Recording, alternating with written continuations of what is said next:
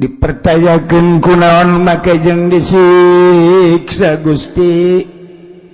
Qala Ibnu Abbas, cek Ibnu Abbas nu mantak disiksa li annahum lam yuzailu qaumahum hina abadul ijla.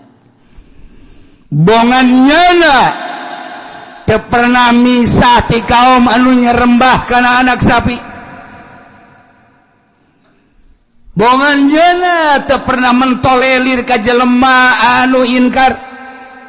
Bongannyana teu pernah dakwah cicing we nyalametkeun diri saat batur munkar, saat batur inkar, saat batur maksiat, saat batur nyembah ka pedet nya nama nyalametkeun diri bae geus ka Gusti Allah eta teh bagus tapi disiksa bae tetep ku Allah. Ieu hesena jadi kiai di dieu ngomong salah teu ngomong salah.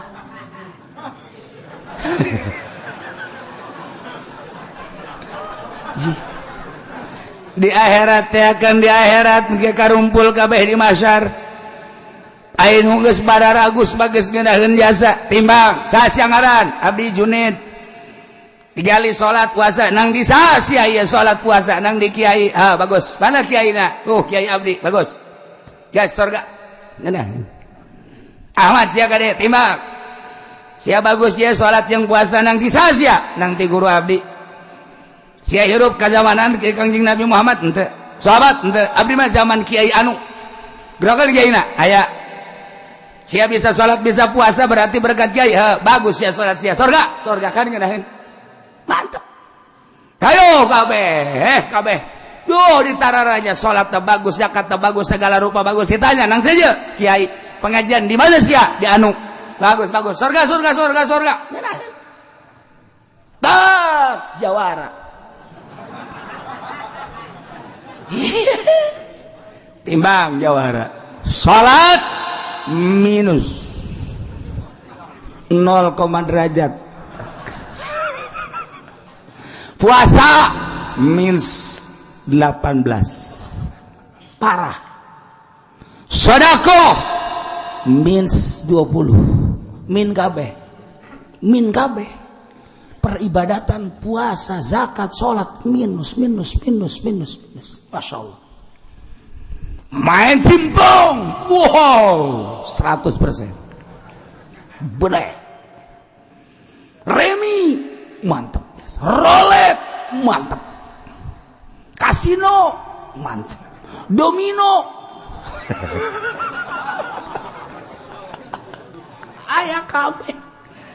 ayah kabeh Masya Allah mabuk ayah maling di pabrik loba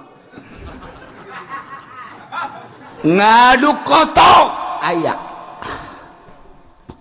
jawara saya ngaran prengki abdi nang saya ngaranan prengki lah nyaunang sa loba kata abdi mah prengki predi batu sabaraha genep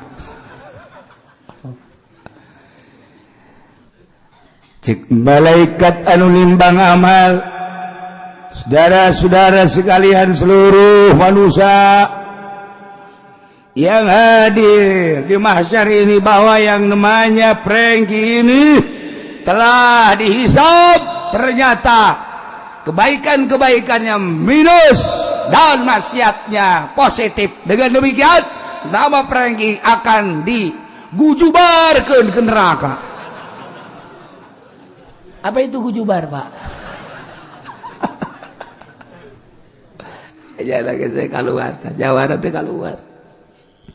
Keluar jawara.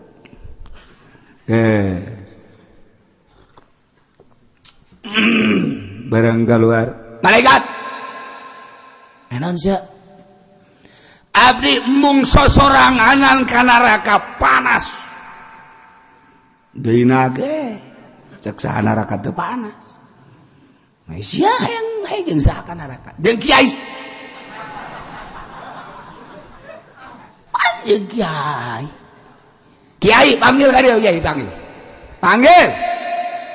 abdi mah geus jelas ka neraka tapi abdi hayang bareng jeung Kiai. Cak malaikat atuh lain bareng jeung Kiai kuduna jeung para jawara deui. Siapa barengan jeung tukang jimplong, tukang remi, tukang eta kuduna jeung eta. Da eta mah jelas tah geus teu kudu diteangan yang kapanggih neraka. Pinter kan jawara mah ngomongna pinter. Nu kos kitu mah engke ge araya, engke ge sasalaman ke di neraka kabeh araya. Ieu mah kumaha Kiai? Ndek naon sia jeung Kiai, Kiai mah jeung moal ka neraka. Henteu, panggil heula Kiai, panggil ka dieu. Sia zaman Kiai saha?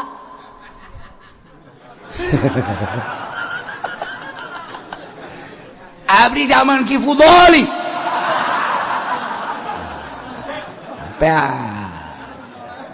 Ki Fudoli geus ngageter-geter. Wah, aing ka neraka oge cek teh. Apa aku jawara. Sial-sial teuing nasib aing cek cenah. Ciut Ki Fudoli di dieu. Cek Ki Fudoli ulah kula bae atuh. Jangan bareng jeung kula Ki Nurjaya aya. Ki Wahab aya, cek aja loba Kiai. Kula bae henteu. Cek nyana kula nu deukeut ka imahna imah Ki Fudoli. Aju datang. Iya Ki Fudoli da, bener. Naon si jawara. Nah. Barengkeun jeung kula Ki Fudoli ka neraka. Engke heula masalahna naon heula. Sak malaikat naon heula. Tuh, ieu mah tulisan Ki Fudoli nama aya tah. Salat bagus, puasa bagus, zakat bagus, haji bagus, umroh bagus. Sanajan nya ngariung sok yang berkat tapi dah geus dihampura tah mah geus mah dihampura. Ieu mah bararagus sakeuna teh tuh. Ayo, ieu bararagus. Ieu naon deui? Aya keneh malaikat sing jeli atuh. Jawara mah sial bae di akhirat ge tolol jawara mah. Sekos di dunia bae ngotot bae jawara mah. Ngotot aya naon ieu sia jawara? Kieu malaikat. Kula memang sadar tukang kitu bobok tukang taro. Kula kan tukang ngadu kotok di tukangeun imahnyana. Tapi kunaon nyana teu pernah ngalarang kula. Kula diantepkeun ku nyana nafsi nyana ceramah ka batur, nyana ngaji, nyana magahan santri ngariung. Kula ngadu kotok ditungtungeun imah lah kahalangan sababara imah, tapi kula diantepkeun bae teu pernah dilarang. Nah, ku gara-gara nyana teu pernah ngalarang, kula terus ngadu kotokna dengan tidak pernah melarang. Hijikeun jeung kula ka neraka. Waduh. Cek Ki Fudoli sial-sial deui. Nasib aing cek ya. Nasib aing jadi kieu. Tanya deui mail sia Ki Fudoli emang beneran teu pernah ngalarang? Henteu. Emang kunaon? Sieun kula kanyana sebab dia nama jawara bae. Kiai mah pokona mah tugasna ngalarang. Urusan kabelah dituna dek nurut dek teu nurutkeun lain urusan kiai. Aing main gapleh diantep, aing main remi diantep, aing mamawa imah ka imah hareupeun nyana lewat ku nyana diantep, aing adu kotok diantep. Aing nuntut ka pangeran dengan nyana ngantepna ka aing tetep kudu bareng jeung Ki Fudoli ka neraka jahanam. Aduh, cek Ki Fudoli aya bae. Akhirnya bebe aja ka Gusti Allah, Gusti kumaha ya? Ya hijikeun tetep.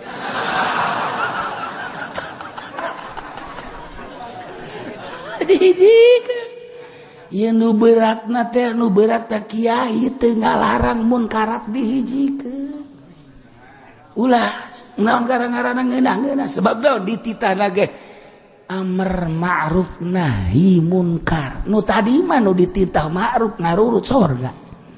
Surga kabeh nu narurut ngararaji di majelis, narurut di podium ngaji, narurut surga. Tapi jawara anu henteu pernah dilarang lantaran sieun ke, lantaran naon ke, tetep bae nyana engke ngadakwa.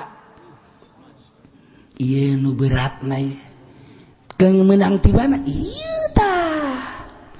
falamma akhadathumur rajfatu nu mentek ieu nu 70 sakitu bararagus tadi disiksa ku Gusti Allah dengan goncangan-goncangan gempa bumi nu dahsyat datang kapaekan ieu teh merupakan siksa cek Ibnu Abbas lianahum lam yuzailu qaumahum lantaran manehanana henteu pernah misakeun ka kaumna hatta abadul ijla sehingga kaum-kaum ngibadahan ka anak sapi nyana henteu pernah mentolelir nyana henteu pernah dakwah janu dakwah nama Kangjeng Nabi Harun nu mantap Kangjeng Nabi Harun teu kuateun ge dakwah anu ngabantuan nu iman ka Kangjeng Nabi Musa aya ngan cara ricing bae ku cicingna disiksa ku Gusti Allah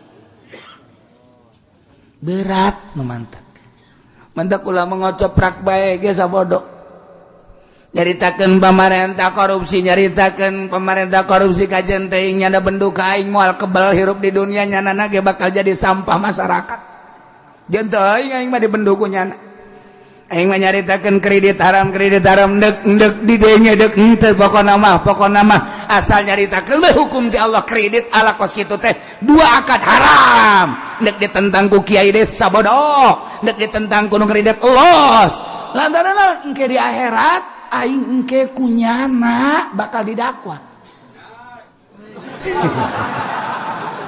hai ji kita mangke kamar lemon nu kredit diasupan ka neraka bus asup ka neraka begitu diasupkeun ka neraka nyana ajol-ajolan saya abdi Haji Pendi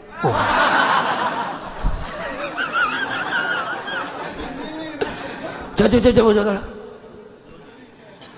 kunaon Mang Haji bisa ka neraka ngredit mobil tangis cek malaikat teh tetep abdi mambung sorangan panas hayang jeung satu hayang jeung kiai satu kiai di zaman abdi satu kiai na Ki Fudoli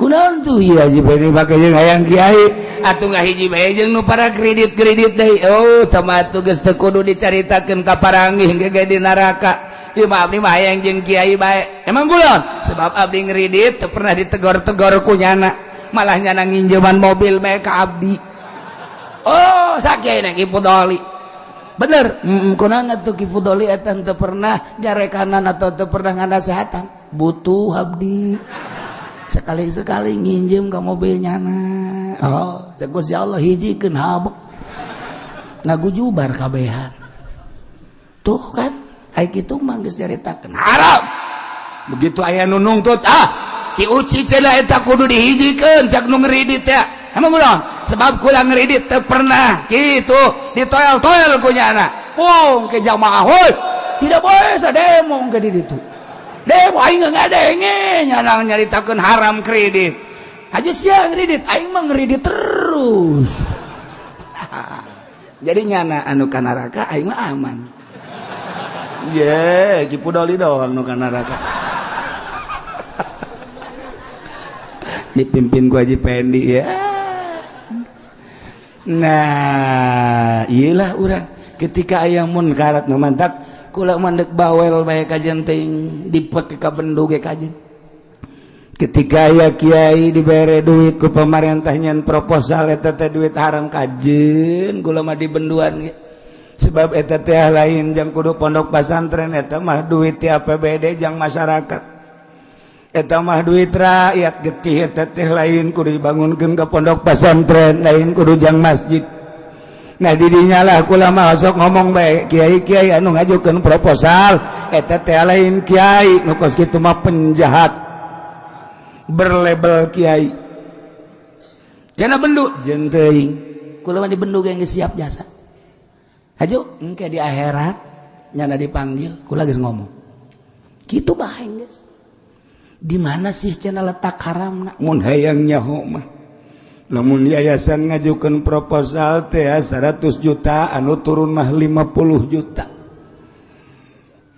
bocor 50 juta malah aya nu ngeri, aya hiji proposal ngajukeun 500 juta di pondok pesantren, kemudian DPR anu nandatangani, DPR anu ngabantuna, begitu turun 500 juta dibikeun ka pondok pesantren yayasan nama 150 juta, berarti tekor sabaraha 350 juta. Emang aing teh nyaho jasa lillahi ta'ala, Allahu akbar. Per detik ieu nyaho jasa, jelema nyaho, yayasan nyaho, DPR anu memperjuangkeun age insyaallah nyaho jasa, insyaallah nyaho jasa. Haram eta DPR nanu jelas geus haram jasa korupsi, nyana ngajukeun haram, tuh siapa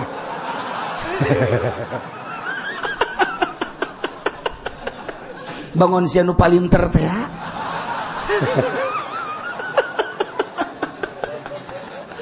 jasa eta kakarak hiji encan dicaritakeun nu samiliar encan jauh ieu hanya di Kabupaten Tangerang nyaho. Insyaallah kulanya DPR ge nyaho, yayasan ge nyaho. Cenah kiai kok bisa nyaho kitu, emang gaib tanah panyanana bebeja ka. Sabaraha yayasan nu bebeja lantaran kan nyerian. Ngajukeun sakean, turun sakean, ngajukeun sakean, turun sakean, kumaha cenah ieu kula. Jih eta kumaha? Cak DPR teh goblok jasa si bebeja dibayar ka kiai ucita tolol teh teh. Jadi bae nyanyahoun sia ta aing nu tolol bego. Ji urang adu tolol jeung sia ayo. Kula mah bawel, kajin. Abi naon? Di akhirat aing aman. Mana aing sakala rupa geus dicarita-caritakeun korupsi geus dicaritakeun. Urusan yayasan geus dicaritakeun, proposal geus, kredit geus beres. Begitu di sidang ku malaikat, "Haji Uci, siap." Mana pernah nyaritakeun tentang kredit-kredit? Sangat siap. Coba salah satu saksi Haji Makmun. Emang Haji Makmun aya lamun teu ondangan? Aya jada. Jauh dua teu kula dicaritakeun we jarang ngaji di zaman Abah nya nama. Tiba heula nya nama ngaji zaman Haji Meme, Naib Meme teu nyana eta. Kolot-kolot kula gesok neuleukeun ke zaman Gagah. Disuud teh zaman eta araya keneh tinggal hiji dua deui moal kebal deui teh ge ieu teh kulo nyaho kiai haji teh nyaraos etikan ban bae ngajina make sepeda make motor gelas eting nyaho jadi si A si B si C si sa Haji Ahadu nyaho sok ngaji terus kabelah terus dipicung ka dieu nyaho atuh Ki Soleh baheula masuk ngaji kabelah dieu mah teu barang masuk Golkar aju teu ngaji jajan nyararaho terus digemborna Ki Muhtar atuh nyararaho aja terus detik teh nyaho sa nu nyaho atuh mantak Haji Makmun kula sok diomong bae beusi Haji Makmun kuna eta mah nyana mah titipan Abah ngaji tiba heula nyana mah datang ka kuari muriang bae saksi ya betul 1 2 pernah kamu nyinggung-nyinggung korupsi terhadap pemerintah? Sangat Pak, bahkan dari mulai papan atas sampai papan buruk Pak. Saya jelasin satu persatu kalau dijelasin mulai dari Abu Rizal Bakri dan lain sebagainya saya tahu. Perkorupsian di kabupaten pun saya sangat tahu. Sebab pemasukannya saya tahu ada 4, sekian triliun yang digunakan sekian saya tahu. Untuk PNS sekian persen, untuk pembangunan sekian persen, yang ditilap sekian saya sangat tahu. Dan saya sering singgung. Adapun dia benci sama saya, leg-leg sia benci. Aing masalah mah tuh cak malaikat bagus bagus. Nges, aing mah diamankeun ku Kangjeng Nabi Muhammad. Mantap. Tinggal aing ngadadah dadah bupati, gubernur, camat. Tinggal nyana bae tulungan atuh aing pan aing osok korban. Korban duit siapa? Duit pemerintah. Duit pemerintah nonsen. Namun duit sia hayu. Tah, mantap lamun ke masjid duit pribadi terima, lamun duit pemerintah ulah. Korban duit pemerintah, oh masalah ngan teu jadi ganjaran. Atulinnya anak nu korban tah mah. Atulinnya anak nu korban tah mah. Ngan sakadar referensi doang emang korbannya na lain atuh jangan duitnya na mah saeutik. Malah mah keluarkan korban 20. Tapi nu keluarkan 15. 5 lagi kemana yang 5 lagi? Mati. Mati di mana? Mati di mana? Di perjalanan. Masuk ke mana? Kandang bupati. Ini kumaha coba. Iya kan bahaya. Je, emang aing teh nyaho. Ulah sok sombong cenah sia ki uci aing mah iku aya sombong bae. We henteu teu bae. Sia mah benerkeun bae ongkoh.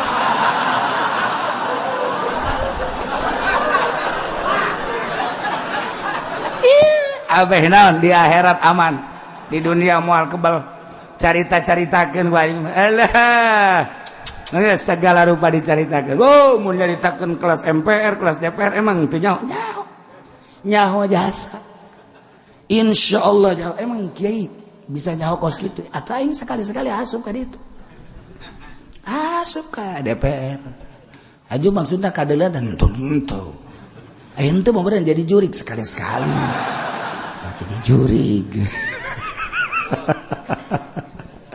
Ih sakadar ngajakan ka Allah mun jadi kiai sing bener jadi kiaina, mun jadi pemerintah sing bener jadi pemerintahna, mun jadi petani sing bener jadi petanina, henteu ngalarang jadi pemerintah, teu ngalarang jadi petani, teu ngalarang jadi pedagang, eta mah urusan kahirupan. Tapi sing jujur sing adil moal kebel urang bakal datang ke Allah urang kiai ditugaskeun ngalempeng-lempengkeun ketika henteu noel cara tadi kabawa ku jawara Ki Pudoli musruk